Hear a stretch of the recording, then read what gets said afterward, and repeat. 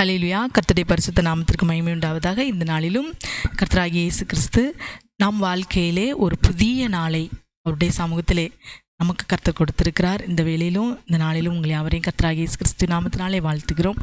இன்றைக்கும் நாம் பார்க்கக்கூடிய வேதத்திலிருந்து பார்க்கக்கூடிய வசனம் சங்கீதங்களின் புஸ்தகம் 17வது அதிகாரம் 3வது வசனம்.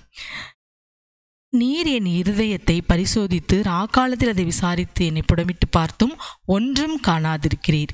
என் வாய் மீறாதபடிக்கு தீர்மானம் பண்ணினேன். ஆமேன். தாவீது இங்கு ஒரு அழகான ஒரு தீர்மானம் பண்ணுகிறார். என்ன தீர்மானமா?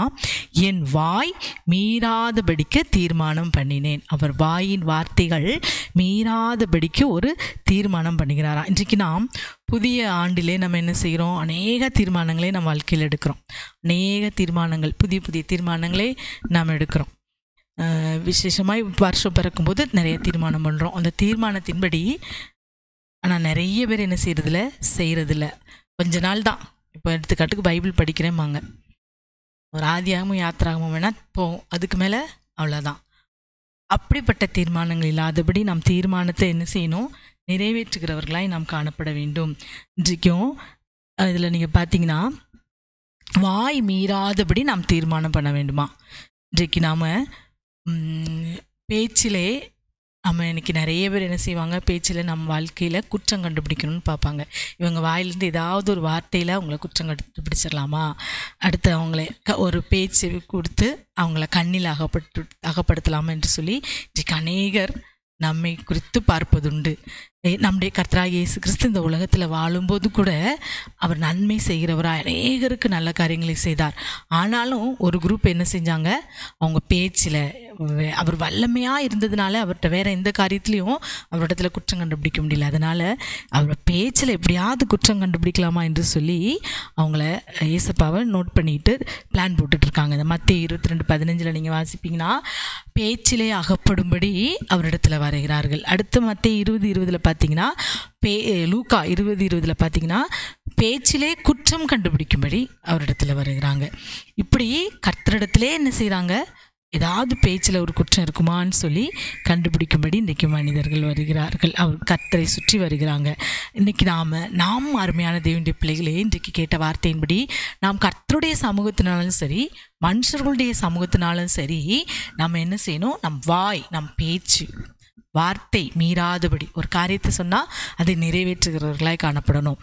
இன்றைக்கி அநேகர் என்ன செய்வாங்க? நிறைய காரியங்களை பேசுவாங்க.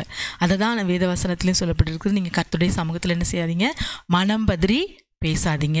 ஏதோ ஒரு மனப்பதட்டத்தில் நான் அதை பேசிட்டேன் என்று சொல்லாதீங்க என்று சொல்லி சொல்லப்பட்டிருக்கு. நீங்கள் சங்கீதங்கள் 15 நீங்கள் வாசிப்பீங்கன்னா கர்த்தருடைய கூடாரத்தில் யார் தங்குவாங்க அப்படின்னு சொல்லும்போது அதில் நிறைய ஒரு காரியத்தை லிஸ்ட் வச்சுருக்காங்க. அதில் ஒன்று பார்த்தீங்கன்னா, ஆணையிட்டதில் தனக்கு நஷ்டம் வந்தாலும் தவறாமல் இருக்கிறவன். ஆணையிட்டதில் நஷ்டம். சில வேளைகளில் சில காரியத்தை சில நபர்கள் என்ன செய்வாங்க? அதை செய்வேன்னு சொல்லி வாக்கு கொடுத்துருப்பாங்க.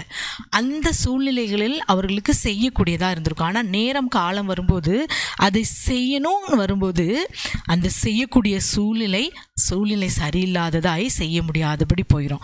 ஆனாலும் நான் வாய் திறந்து கர்த்தருடைய சமூகத்தில் சொல்லிட்டேனே என்று சொல்லி தங்களுக்கு ஆணையிட்ட அந்த காரியத்திலே அவங்களுக்கு நஷ்டமே வந்தாலும், இப்போ செஞ்சால் எனக்கு நஷ்டம் தான், ஆனாலும் பரவாயில்ல நான் ஆணையிட்டுட்டேன் என்று சொல்லி நஷ்டமே வந்தாலும் அந்த வாயின் வார்த்தைகளில் தவறாதவர்களுக்கு கர்த்தர் எங்கே அவங்கள வாசஸ்தலத்தை எங்கே வச்சிருக்கிறாரா?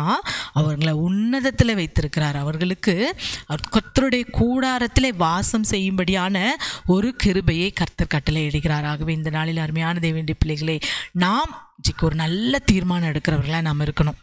என்ன தீர்மானம்?